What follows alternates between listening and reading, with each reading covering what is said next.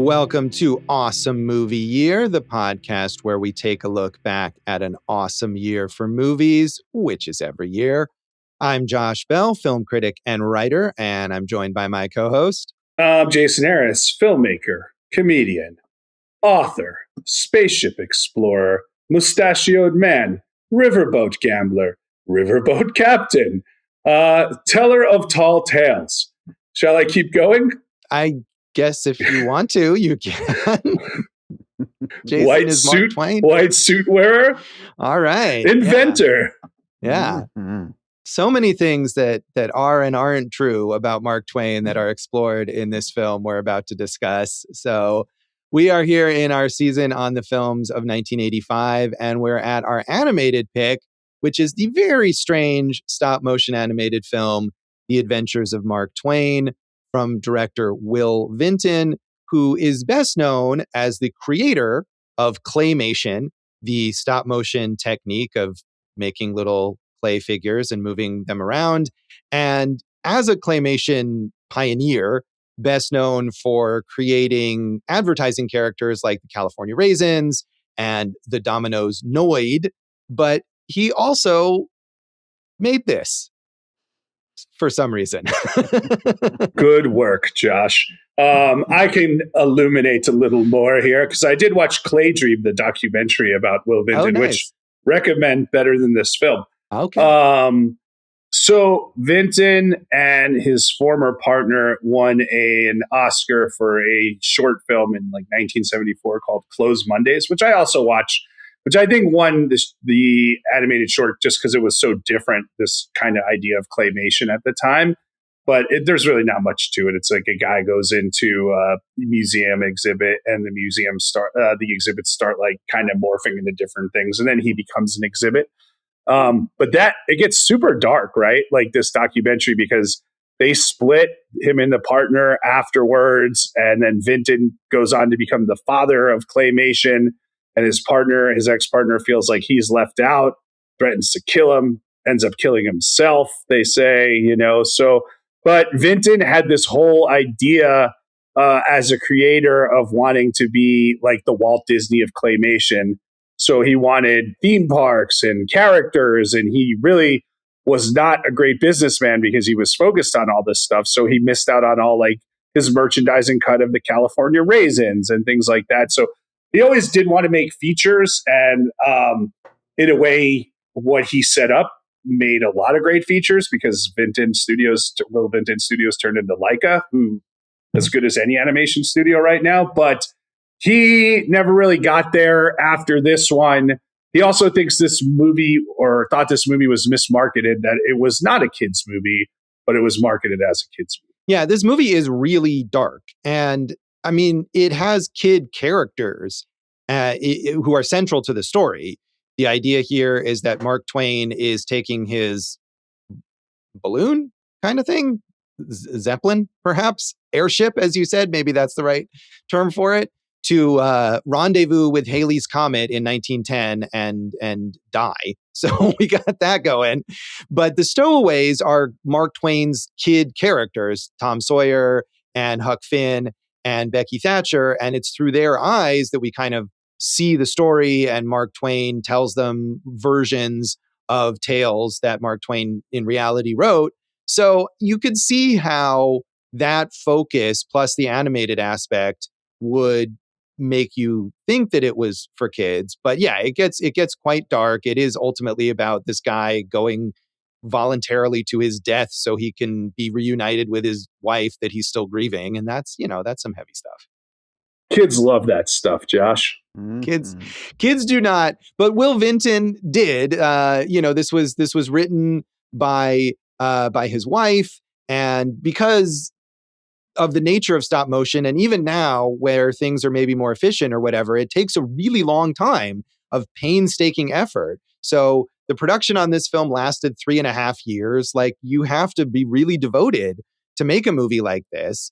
But because the release was not done the way that Vinton wanted, or maybe because this is just a very off-putting movie that neither kids nor adults particularly wanted to see, It did not succeed. It grossed $849,000 on its budget of $1.5 million.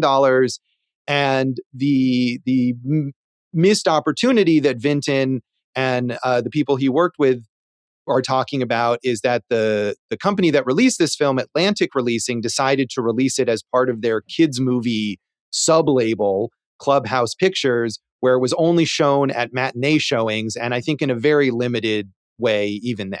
And on the VCR, on the video cassettes that they sold, it said like warning may not be suitable for all children. So they kneecapped themselves all over. Going back to the Halley's Comet situation, which they do use this quote in the film and was the impetus for the movie.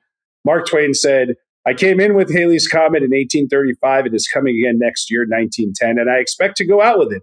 It will be the greatest disappointment of my life if I don't go out with Halley's Comet. The Almighty has said, no doubt. Now here are these two unaccountable freaks. They came in together. They must go out together." And they did. He died, I think, like 22 days after Halley's Comet passed over the U.S. that year. Yeah, he did not, however, take a journey in an airship to actually... That you know of. I guess you never know. So real fast, Josh, going back to this idea that his wife wrote it, his wife, who became his second wife, Susan Shadburn. I got a credit for her for something called Shadow Play, which I don't know much about, but I do think maybe getting a different screenwriter would have helped this thing.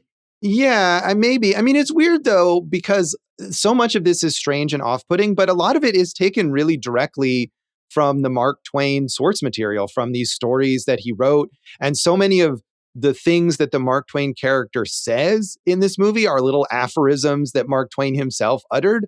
I think maybe part of it is just jumbling that all together and not knowing how to make it flow is a problem as well. I don't think it captured the humor of Mark Twain, who a lot of, when we were in grade school, you probably had to read some Mark Twain books.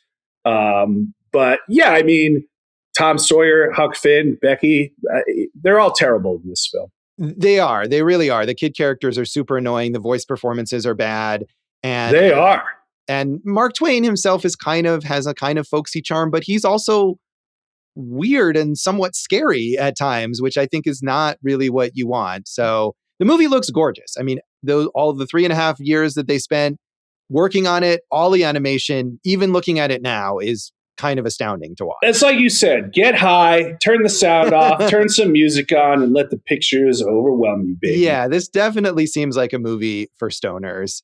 So because it got such a limited release, I had a tough time finding reviews, but I did manage to get a couple of reviews that are mixed. So Vincent Canby in the New York Times said, "The Adventures of Mark Twain is virtually unclassifiable. It's a G-rated fantasy designed, I would think, for young children. Yet it's so unusually literate that I suspect only adults, and maybe only adults who are Mark Twain scholars, might fully understand what's going on. Then, too, it's shot in claymation, a patented stop-motion animation process that one could admire without much liking. The odd nature of the film isn't helped by the claymation process, for which, of course, it was specifically designed. The clay figures and backgrounds, including a clay waterfall, are ingenious, but not particularly interesting. Everything looks soft, squashy, and kind of ugly." Disagree. It looks great. I mean, that's the highlight of this movie, is how the movie looks. Yeah, I mean, I can see the argument that maybe some of the character design is, in the way that it's exaggerated, especially the kids, is a little hideous, but I mean, in kind of an appealing way, like it's grotesque and it's exaggerated on purpose. Right. I mean, you get to this section with like young Satan, and I do know how like the worlds are like melding into each other and his face is kind of contorting in weird ways. So I could see that, but I don't think that was the issue with this film. No, I don't either. I think the biggest strength of this movie is the way that it looks. And again, it's super trippy and disturbing at times and absolutely seems like something for stoners. So Harry McCracken in Cinefantastique. Brother of Phil McCracken? Yeah, I'm not a pseudonym as far as I'm aware. But yes, Harry McCracken in Cinefantastique said, "Will Vinton's magnificent obsession with the art of clay animation has made him one of the most vital and inventive animators in the world today. The Adventures of Mark Twain is in many respects a splendid accomplishment and one of the best animated films of any kind in recent years. Nevertheless, Vinton's determination to push his art form to often astonishing limits, to create a world of clay and nothing but clay, too often takes precedent over other considerations that might have made for a better, more coherent film. This fascinating premise is one of the most bizarre and uncommercial in animation history. The framing sequences contain the film's most intriguing moments and are far more successful at capturing the flavor of Twain's work than the mostly heavy-handed and excessively irreverent adaptations of the Twain stories they surround. Yeah, I didn't think they were. I didn't think they were irreverent enough. These stories here, but I mean, claymation is mesmerizing, and I love watching documentaries about claymation because it's so incredibly detailed and so out of my realm of skill set. Like I could never do this. And I still and I know how it works, but it's still hard for me to compute how it works, right? Like, we did Pee Wee's Big Adventure this season, and I always think of Penny from Pee Wee's Playhouse and everything, but I don't know. You have to be a real artist, and maybe you don't get enough credit for your work for doing things like this. Yeah, it is amazing. And we, you mentioned Leica, and a lot of those Leica movies have like at the end after the credits, a little like sort of time lapse look at the amount of effort it takes to just film like one tiny little bit. Cause you have to move even now where it's assisted by computers or machines or whatever, you have to move all of these little actual physical objects a tiny amount at a time in order to create this fluid animation.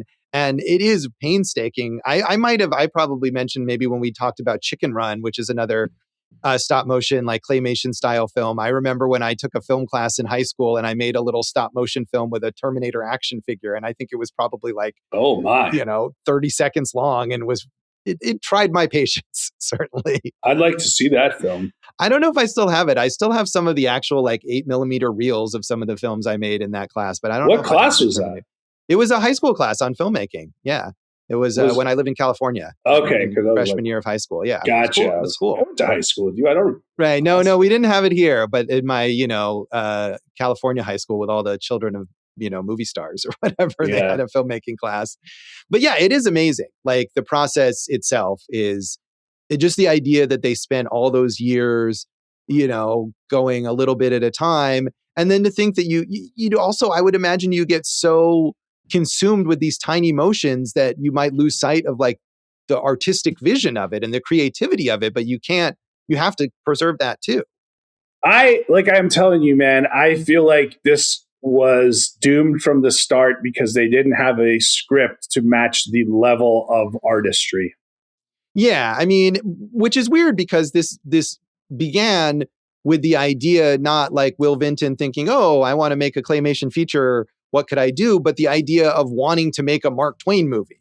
And so that was clearly something that the people involved in this film, and I think the producers one of the producers brought this to Will Vinton as a thing that he was passionate about. So, I mean, this isn't a movie where it's like, oh, we just chose this subject matter and we don't know what we're doing with it. Like these are filmmakers who care and are passionate about Mark Twain's work, and it still feels so misguided. Well, I think it was his decision. I mean, again, from watching the documentary, he basically was the Walt Disney. And he wanted that type of credit, like a Walt Disney, where he's running all the show. Right. I don't mean that I think he just maybe the idea was brought to him and then he was on board with it. He was like, yes, this is what we're going to do. Not that he didn't choose what the movie would be. My point being that there is passion. This isn't like, it's not even like the California Raisins or the Noid or something where a company has hired them to make an ad mascot or whatever, and they have to come up with something. This is the thing that Will Vinton wanted. And this is what we ended up with. Yeah. I mean, both those characters you mentioned were after this. So good bounce back by Team Vinton. Yes. Yeah. And I definitely remember, I mean, growing up in California, I think the California Raisins were everywhere, but especially they were in California. I definitely remember those commercials and the Heard It Through the Grapevine. It's possible that I had a cassette of the California Raisins singing some songs because I did love novelty music. Yeah, there were the toys, the shirts. Oh, yeah. Yeah, I definitely had a couple California Raisins toys. Excellent. Avoid the Noid. I think even the Noid probably ended up with toys. The Domino mascot who would try to destroy pizza while selling pizza. I Yeah. don't know, but if you're eating at Domino's, you deserve what you get anyway. Were you into the California raisins as a kid, I think Jason? we all were. I know it's weird if you think about it, right? They're like, not the raisin part, but like, these raisins are singing some of the greatest Motown hits. I, as a 9-year-old, I'm into this, Exactly, but I definitely was. And I'm sure, much like we probably talked about when we did UHF with Weird Al, where I knew all these Weird Al parodies and didn't know the originals, I'm sure I had only heard the California Raisins versions of some of these Motown classics. That's a bit sad. I heard the originals later, but as a kid. So, Dave, were you a raisin head? Of course, and we had all the vinyl and all that stuff around like constantly. I just found some copies of their single that I heard it through the grapevine. Oh, where did you find that, Dave? Was it at Wax Trax Records? No, I did. I found a big giant stack of them because we have all kinds of weird shit like that. But yeah, no, I remember always having them around constantly. All the toys and all that stuff. The phenomenon of ad mascots who like transcend that and become pop culture. Ernest, bro. Right, yeah, exactly. And I think we talked about this in our Ernest episode, although I don't remember if we mentioned the California Raisins, but I think of also from a similar period, you guys remember Mac Tonight from McDonald's? He had a moon for a head. Moon head, yeah. I Max loved him Headroom. Too. I definitely had a Mac Tonight like little toy as well. Max Headroom. You know what they should have done is created the mascot verse and done a movie with all of these characters in there. Yeah, I don't know what the logistics would have been for Will Vinton, but I'm sure if he had made like the California Raisins team up with the Noid, and he later also created the different color at talking M&Ms that still appear in M&M's commercials, like all of those together. That was CGI though. Yeah, but it was still his studio. It was still his studio. Yeah, true. So, but Jason, had you ever seen this movie? No, I didn't know about it, and when you brought it to my attention, I was like, that sounds interesting.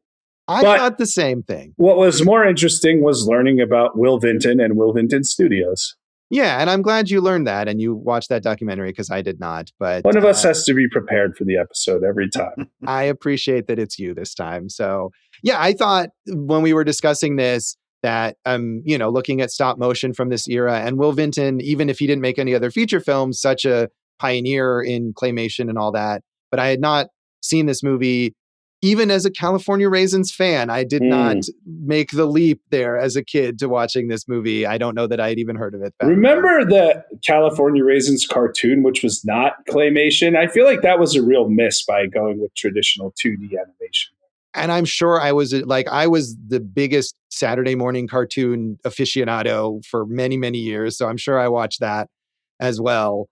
Dave, were you familiar with this movie? No, I had never heard of it. I didn't know that he made a full-length movie like this. So I'm glad that we found this. Dave, were you familiar with or have you heard of Mark Twain before this film?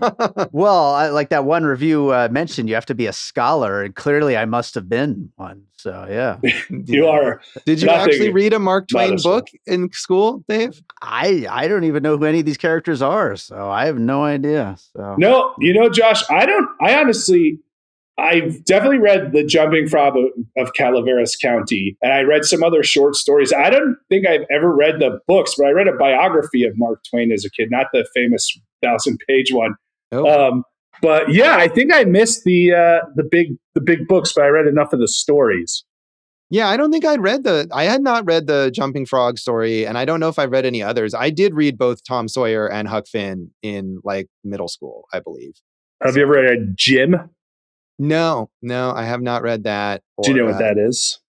Is it about the Injun Jim character? Isn't it the story of Huck Finn as told from like a slave perspective? Oh, you're right. Yeah, Jim is the slave character. I'm confused. Joe, I think, is the Native American character. I'm confusing them. So yeah, that's not written by Mark Twain, though, right? No, but I just think it's an interesting take on that. Yeah, and I'm sure there's a lot of authors like that who are that famous and all their work is in the public domain. There's a lot of alternate takes like this on their lives and their characters. Yeah, I just read one because my dad lives in Auburn, New York, and this author did some amazing research and found out about something called like the Auburn Conference in the 18 whatever it was, maybe the 1870s, and like Mark Twain was there, and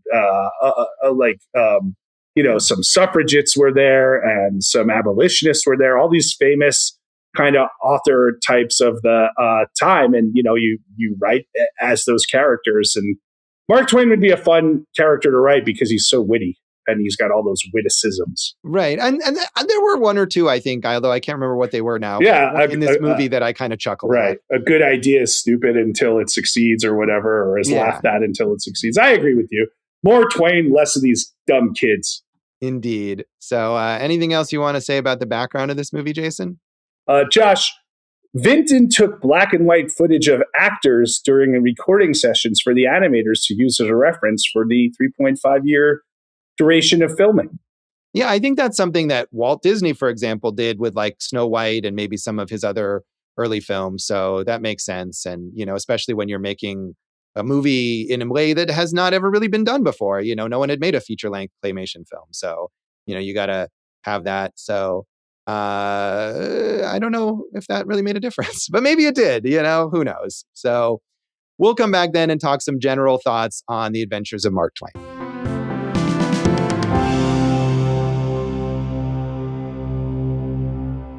Welcome back to Awesome Movie Year. In this episode of our season on the films of 1985, we are talking about Will Vinton's claymation epic, The Adventures of Mark Twain. I don't know, it's not an epic in length, but it feels epic in its storytelling. Yes? In the scope of them going to outer space to crash into a comet, I think that would be epic. Sure. Yeah. And along the way, immersing themselves in all these different worlds of Mark Twain stories. We mentioned the jumping frog. We get that. We get the Diary of Adam and Eve. We get this weird story about Satan. We get another story about a guy who goes to heaven with aliens. I think that's all.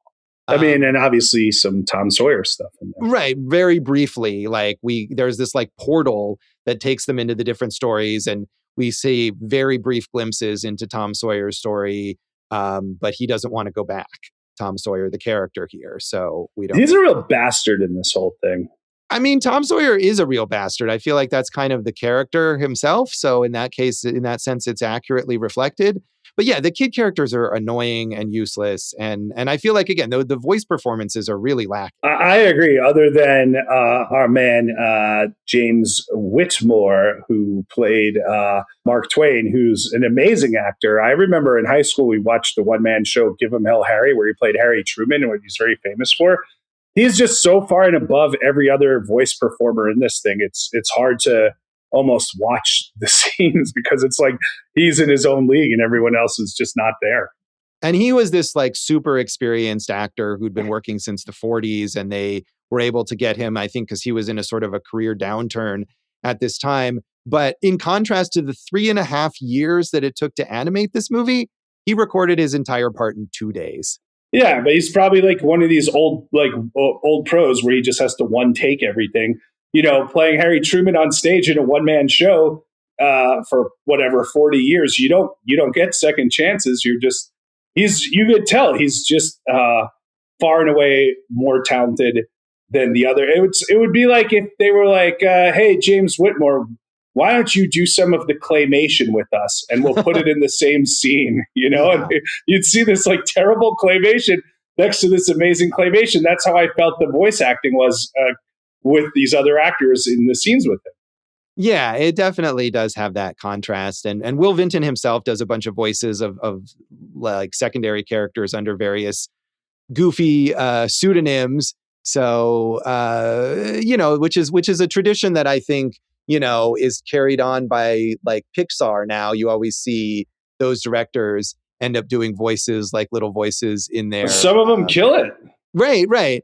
And he does, I think the most prominent voice he does is that the captain who travels to heaven and encounters the aliens, which he does under the pseudonym of Wally Newman, but also uses the pseudonym Billy Victor and Wilf Inton, which is a more obvious one, I think. It's too bad it's not Will Vinton. Yeah, at least he made that slight change there. But yeah, I agree with you. Those performances are pretty weak, and because the kid characters are sort of the audience surrogate, right? They're the ones who are like, "Hey, Mark Twain, what's going on with this?" You really have to like be on board with them, so to speak, in order to get into the story, and you're not. I just think even the most basic stuff that we've seen 100 times over and over again, boy has crush on girl, boy is mean to girl because boy doesn't know how to deal with crush on girl, is done in a very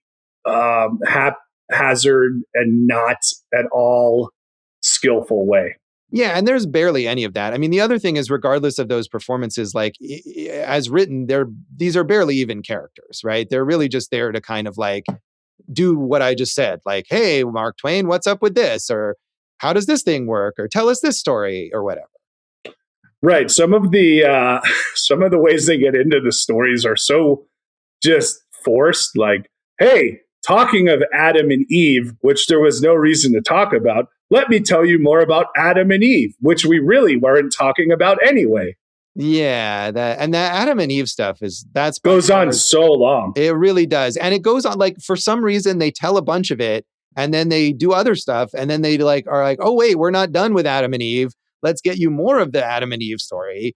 And I don't know how the Mark Twain version of it reads. Maybe it's wittier, maybe it's more like a subversive take. But to me, this just felt like watching something that you would show to like children in a Bible study class.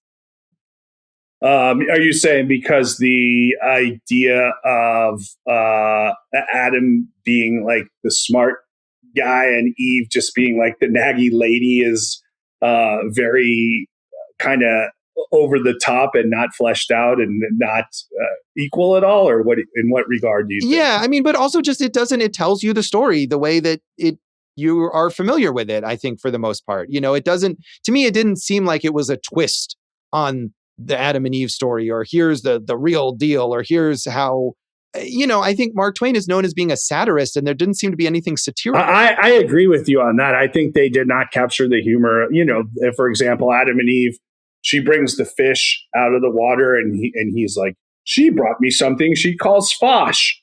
It's fish. It's like, where's the humor here? And then all the fish die because they're not in water. And they go over the same beat over and over.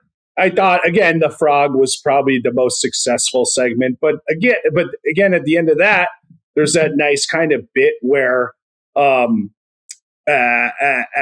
the frog owner goes to find a dummy frog that his great frog can race against, the guy who he makes the bet with feeds the frog all this food so he can't jump.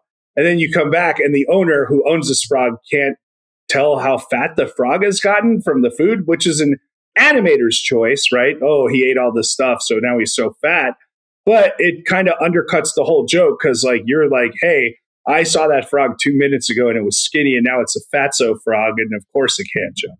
Yeah, I guess I maybe I glossed over that, so maybe I'm as dumb as the frog owner in the story, which is it's about time you admitted it. Yeah, but I agree with you. That was the best segment. I've never read the short story, but to me, as a segment, I was like, "Oh, okay, this told a complete little tale with a fun little twist in it. It was amusing. The animation looked good." And at that point, and that's the first story he tells, I was thinking, okay, these kids are annoying, but if we're going to get a bunch of little amusing Mark Twain stories, I could be into this movie. And then the rest of the stories just are not. I agree with you because it looks so good. Like, you're overwhelmed by it.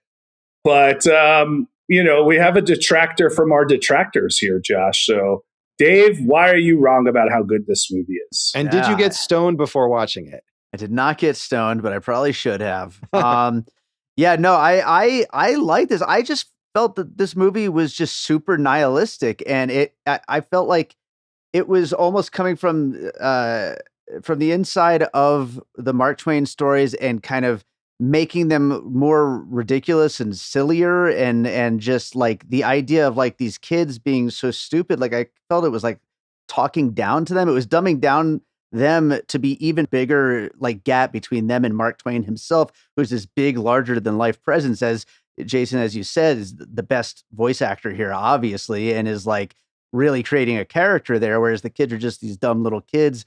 it created this big gap that I really just thought was intentional in a way. And yeah, the whole movie though, it's just super weird. And like part of stop motion, there's not a lot of like movies like this where I could point to that do have a more like I don't know, satisfying story where they usually are like weird and just out there and super dark and strange. And I will this scratches that disagree itch, with I you, think. sir. I will You think so? disagree. Any of the Aardman ones, which are weird, are Yeah. so much better than this. I like this more than any of those things. And I know man. like I know that those are very popular and very celebrated, but they're all just so cutesy. And I like the weirdness of this over the cutesiness of that stuff. I would disagree with you there too. To say that Wallace and Gromit or Shaun of the Sheep aren't weird and clever is totally just missing what they do. I mean, Mel Gibson in Chicken Run is a totally wild and weird character. In The Old General, I think you're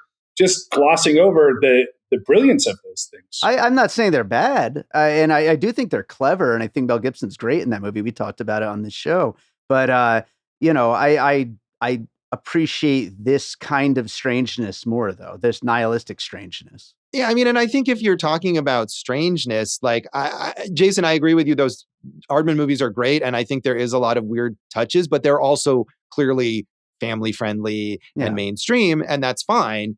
But I mean, I think Leica, whatever unfortunate things happened with Will Vinton there, the movies that they've made, you watch like Kubo and the Two Strings or something like that, it's very dark and it's weird. I mean, it's maybe not as off-putting as this movie, Right. but I think there's a lot of darkness to that and to most of what Leica does, which is one of the reasons why people are drawn to those movies. I mean, I think those movies balance it really well, and I'm not saying that those are bad. I'm just saying that this one, it's I don't want to like, you know, shoot myself in the foot and say this movie is like a train wreck, but like this movie is just so off the scales that like it makes it a much more unique experience than what you see in any of that stuff. I'd rather like something though. You know, I like unique movies, but if it's unique and not interesting, then what?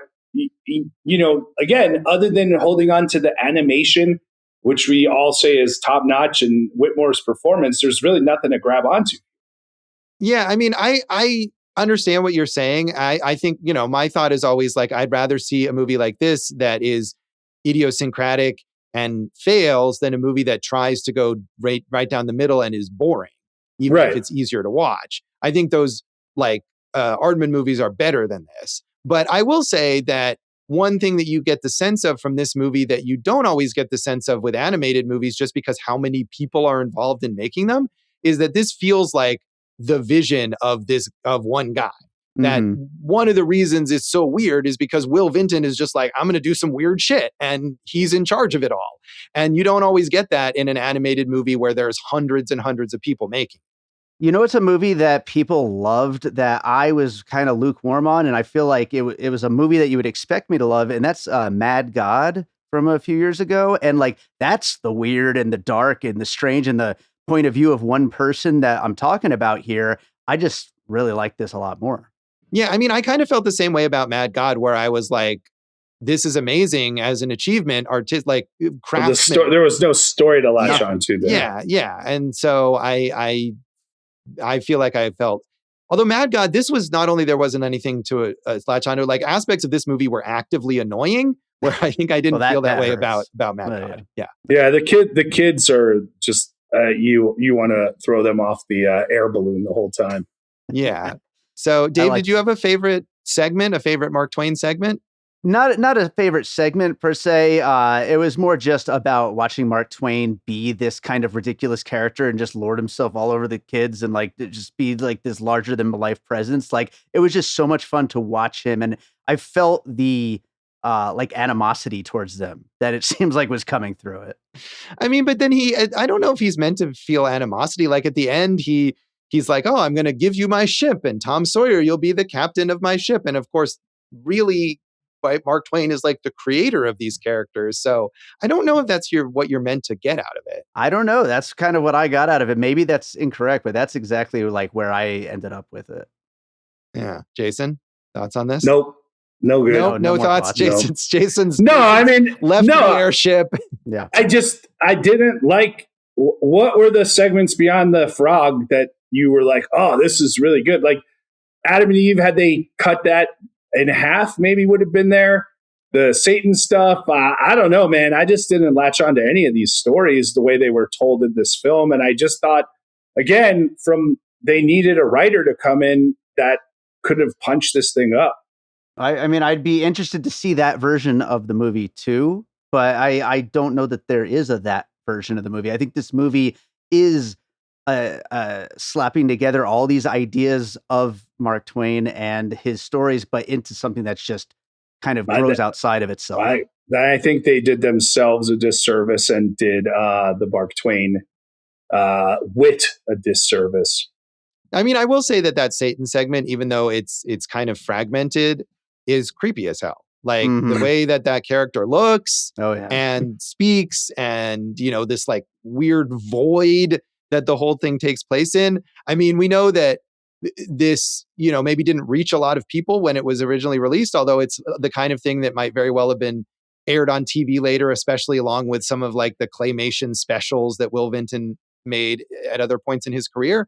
This is definitely one of those movies that you can see if people watched it as kids that would like traumatize the hell out of them. Oh yeah. And I give them credit for that. Yes, you appreciate the traumatizing of children. Of course, through film. Right. Mm-hmm. Yeah. So I don't know. Is there any other aspect of this movie that you liked, Jason? No, there is not. I like the animation. I like James Whitmore.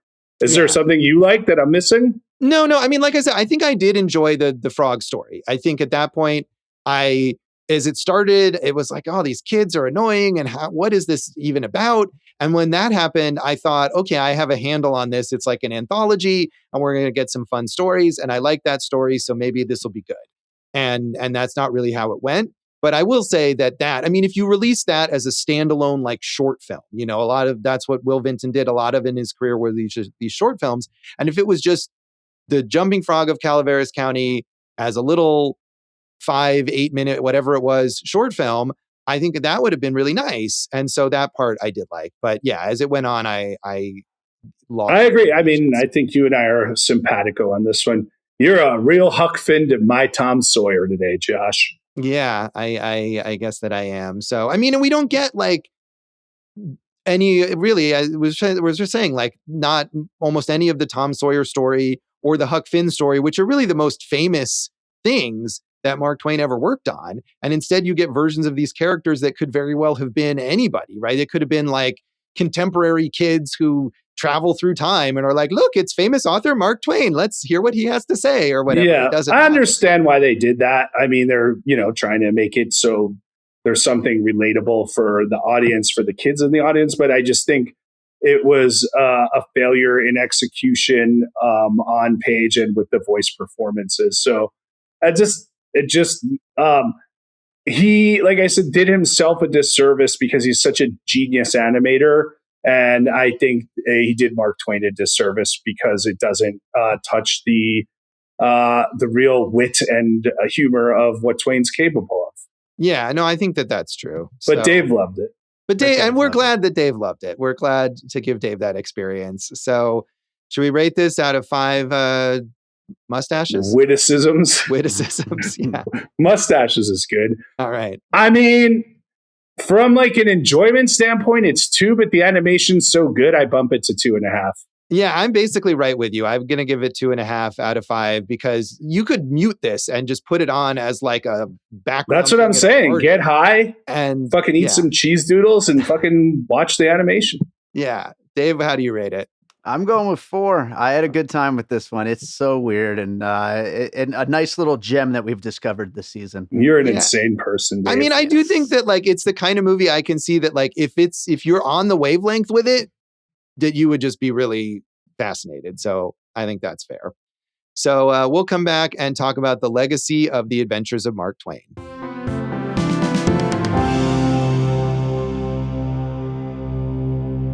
Welcome back to Awesome Movie Year. In this episode of our season on the films of 1985, we are talking about our animation pick, The Adventures of Mark Twain from Will Vinton. And Jason, since you watched the documentary about Will Vinton, I feel like you should sort of let us in on what happened in his later career. Yeah. So Josh, you were the one who told me about this. I didn't know anything about it. The documentary is called Clay Dream. It's good. It's a good, documentary about one of these like rise and fall of a filmmaker. So what happened was after this, we talked about California Raisins, the Noid, the M&Ms. I mean, they were killing it. They did the PJs, they did Gary and Mike, just tons of TV shows. And then, but it's clear that he was never a businessman. Like he wouldn't hire people on temp contracts. He would full-time them with benefits. And, he wanted to be Walt Disney. He had an idea to do like, I don't know if it was called Vinton Station, but it was like a whole area around this train station in Portland that would have like restaurants and rides, but you could actually take trains in and out to wherever you needed to go.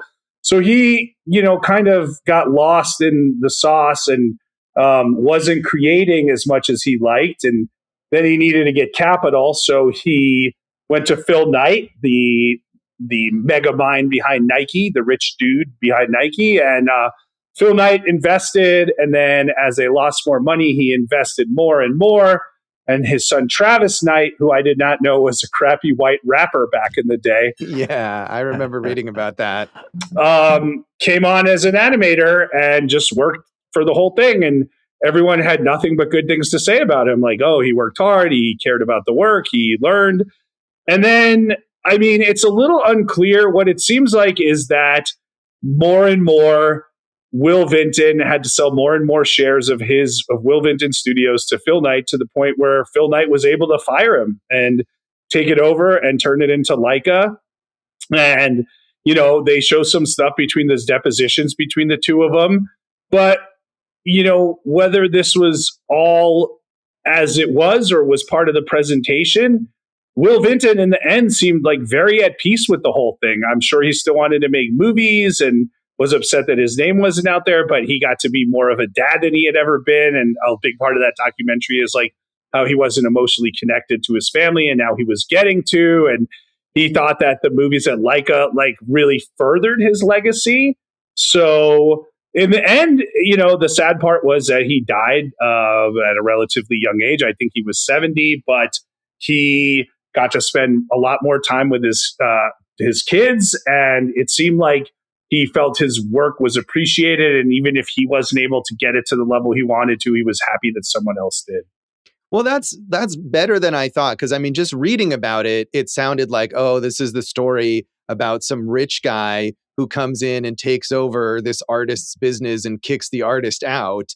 And as much as I love Leica, and I think basically every movie that Leica has made is great, I don't want to think that. And of course, Travis Knight, like you said, the crappy white rapper who becomes the Nepo baby who gets installed as the head of this company and pushes out this, older artist with integrity. But also Travis Knight is a really good filmmaker. Like he's directed multiple Leica movies that are great. And he directed like the best Transformers movie. So I don't want to dislike him either. So maybe I won't have to. Was that Bumblebee? Yeah. Yeah, I agree with you. I think, there was probably part of it where Phil Knight was like, hey, I keep investing money and I'm going to give my son a shot. And there was some of that Nepo stuff. But like I said, no one said anything bad about Travis Knight other than his rap is not, he wasn't a good rapper, but everyone in the movie was like, he was in it for the right reasons. And Leica is clearly a success. And I'm with you. He makes really good movies.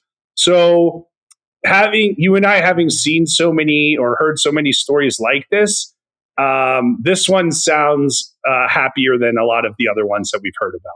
Well, that's good. And I hope they make a narrative film about it as long as Ben Affleck can play Phil Knight again. He did a good job. Who would you have play Travis Knight? That's the question. I don't know. Dave, who is a terrible white rapper that we could cast in this film? Jack Harlow? There you go. That'll work. Yeah.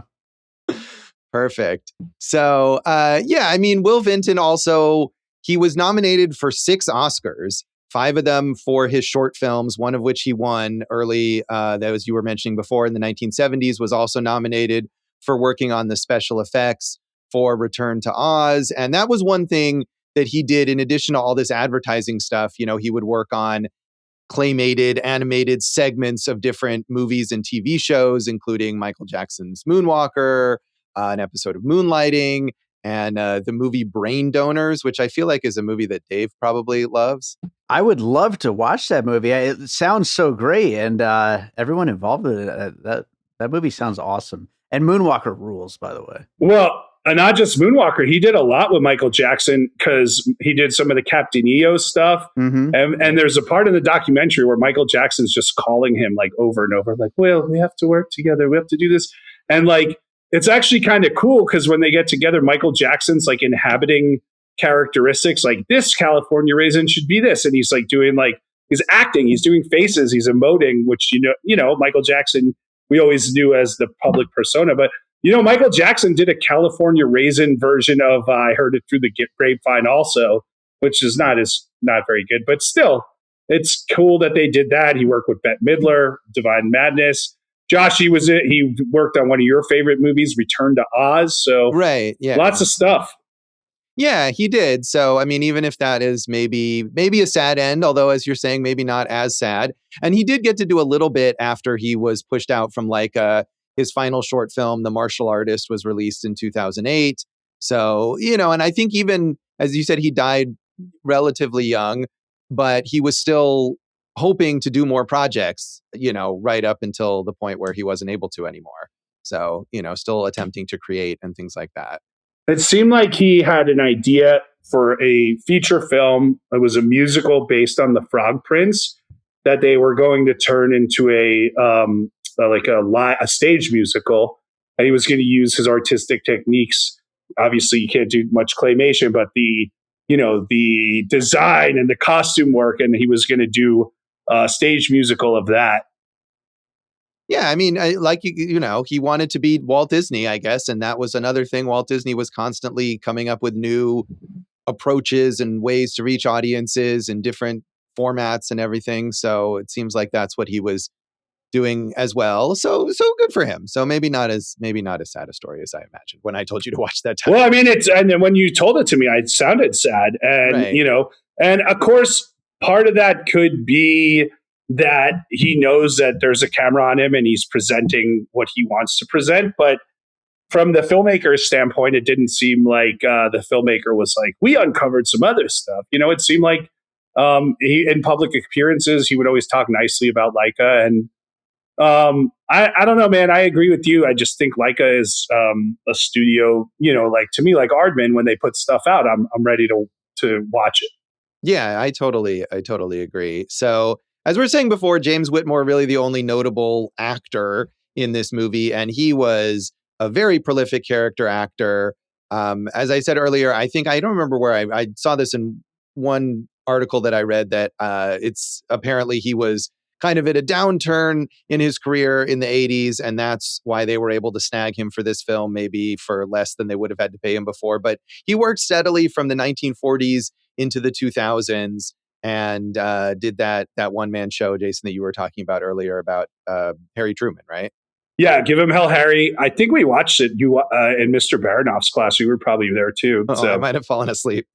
But he won a Golden Globe for that. I guess they filmed it. And I think even if he wasn't getting the film roles, he was still able to tour that one-man show for the duration of his life and his career. And he was in a lot of major movies and a lot of musicals, Kiss Me Kate in Oklahoma, Asphalt Jungle, Angels in the Outfield.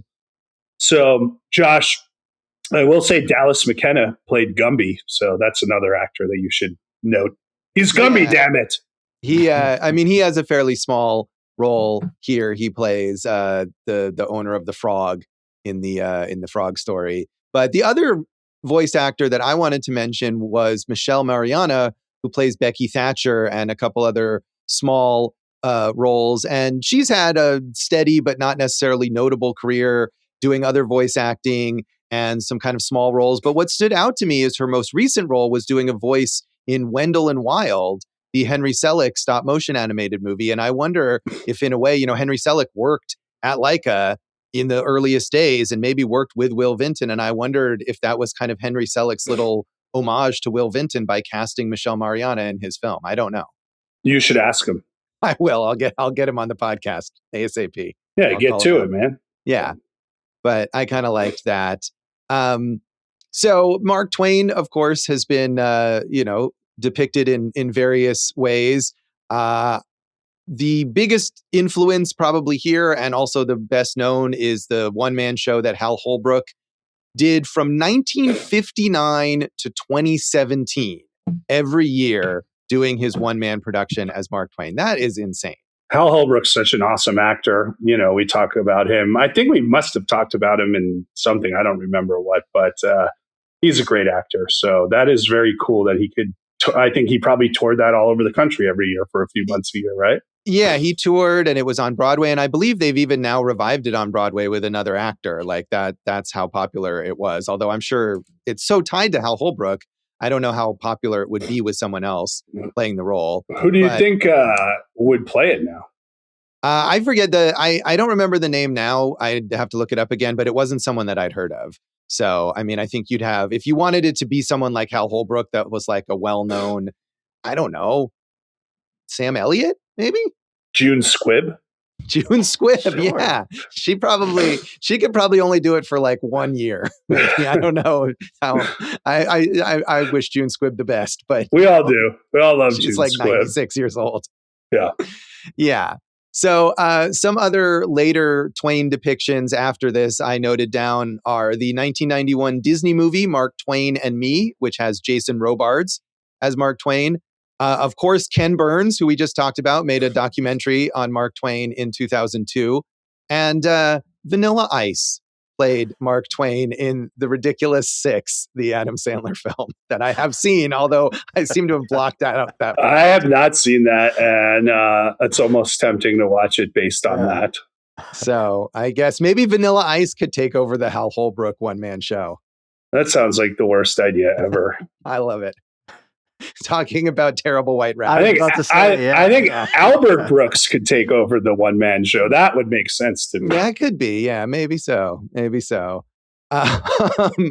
So do you have any, we mentioned Laika a lot and Aardman. Do you have any other favorite stop motion animated films, Jason? I mean, I think all the ones that we've already mentioned are right there. I do like all the Chicken Runs, and Shaun of the Sheep is great.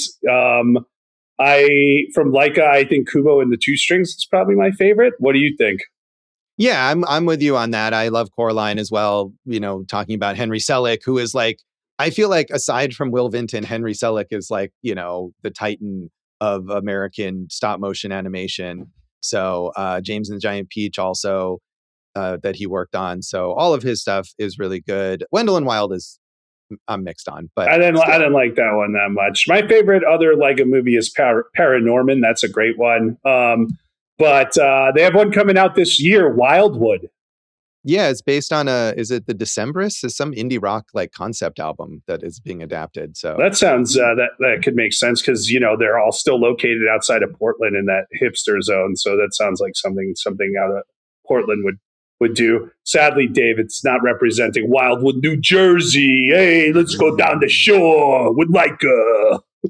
I look forward to your stop motion animated movie about Jersey Guidos. I think that'll be brilliant. I'll definitely put in the part, which actually did happen when my mom and our friends and their mom took us to Seaside Heights one day, and there was a man on the boardwalk with the video camera videoing women in bikinis and masturbating on the boardwalk.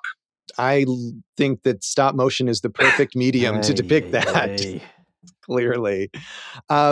Jason, I think you also liked My Life as a Zucchini, right? Didn't you see that one as well? That movie's great. That movie is that's a hidden gem. Who did that movie?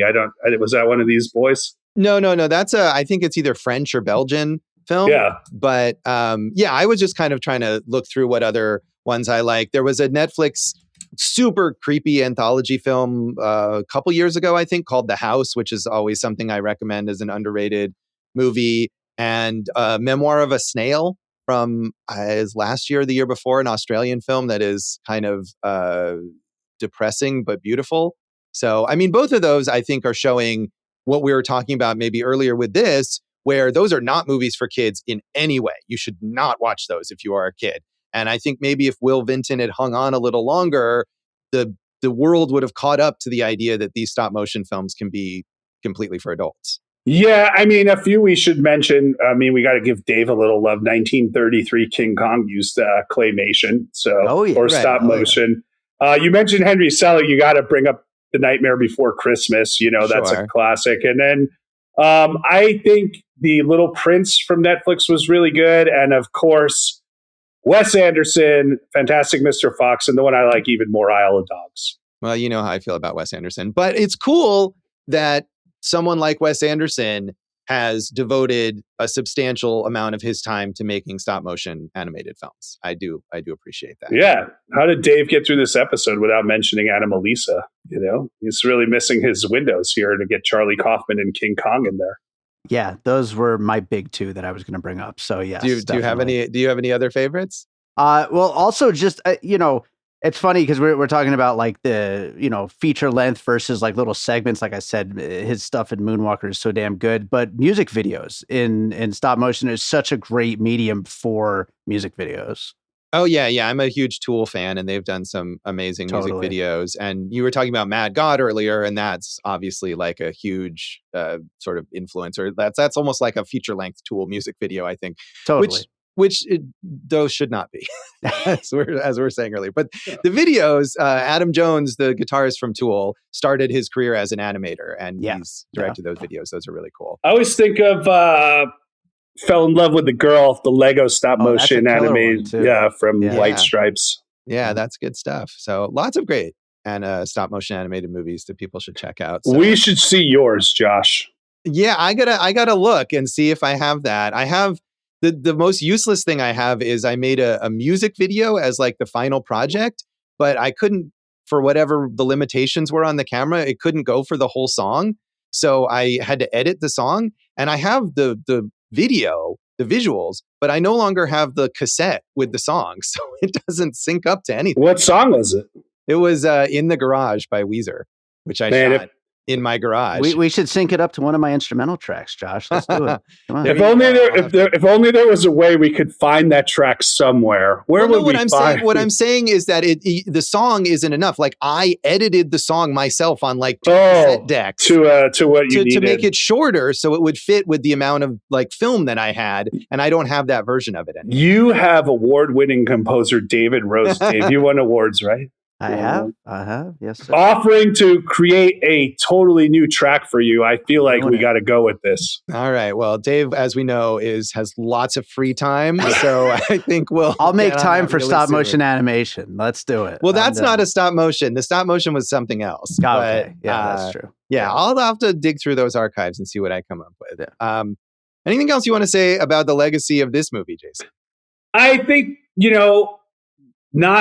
I didn't like the movie. I'm glad that we watched it from the stop motion, the claymation standpoint. And I think we recommended a lot of other good things, even going back to Penny from Pee-wee's Playhouse, which was such a cool segment on there.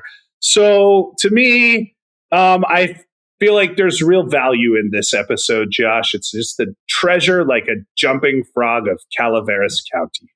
I feel like there's real value in all of our episodes. That's right. Well, I listen back to them, Josh, so I can't agree with. No, I'm just kidding with you. So that's The Adventures of Mark Twain, and that is this episode of Awesome Movie Year. You can check us out online and on social media. AwesomeMovieYear.com, Awesome Movie Year, Facebook, Instagram, Jason Harris Comedy, Jay Harris Comedy, socials. Go for Jason Letterboxd, tag movie, Letterboxd, Awesome Movie Year. You can find me at some old things for me at joshbellhateseverything.com.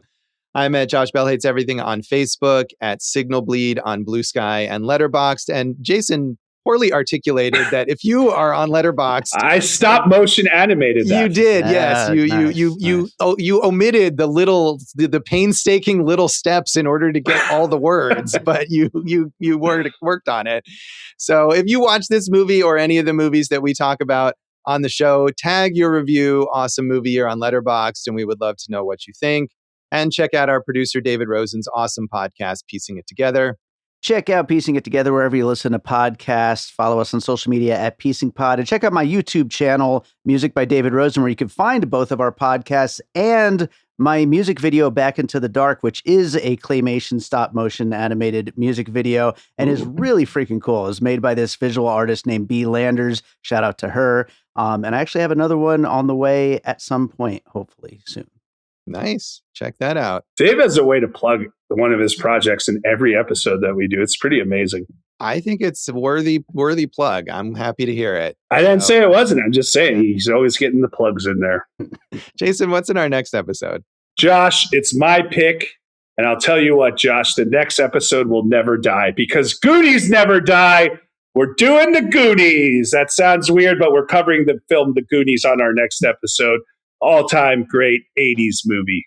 Tune in next time for The Goonies, and thanks for listening to Awesome Movie Year. Thank you for listening to Awesome Movie Year. Make sure to follow Awesome Movie Year on Facebook, at Awesome Movie Pod on Twitter, and at Awesome Movie Year on Instagram. And if you like the show, review us and rate us with 5 stars on Apple Podcasts.